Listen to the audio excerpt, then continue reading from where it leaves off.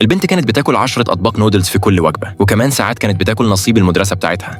المدرسة شافت إن مدخراتها كلها هتخلص عشان البنت دي، فقالت لها إن أبوها اللي غايب عنها من زمان رجل أعمال غني، وقررت تبعتها فوراً تدور على أبوها. لكن البنت الكيوت قالت إنها لسه عايزة تاكل طبق كمان. أول ما شافت كده المدرسة بسرعة حضرت شنطة البنت وقالت لها تمشي حالاً تدور على أهلها. أول ما البنت وصلت المدينة شافت ست غنية كبيرة في السن وقعت فجأة وتعبت. البنت جريت عليها تشوف حالتها ودتها حباية.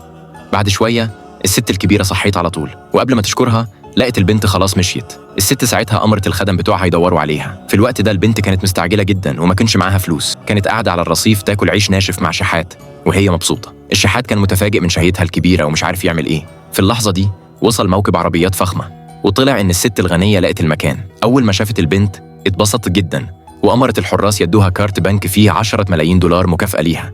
الشحات اللي جنبها اتصدم جامد، وعشان يخلص من البنت اللي شهيتها ملهاش حدود اقترح على الست الغنية إنها تتبناها حفيدة ليها. لكن البنت قالت إن شهيتها كبيرة قوي وخايفة الست متقدرش تصرف عليها.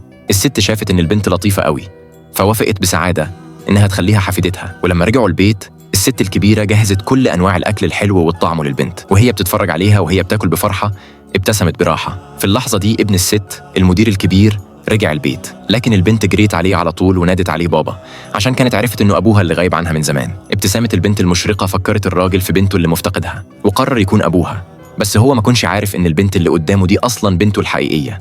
بعدها الراجل جهز للبنت حلويات كتير. البنت كانت مبسوطة جدا لكن في نفس الوقت محتارة لأنها كانت عايزة تعرف ليه أبوها قاعد على كرسي متحرك. ففتحت عينيها اللي فيها نظر أشعة وشافت إن رجلين أبوها مغطيين بضباب أسود، وده معناه إن أبوها معمول له لعنة.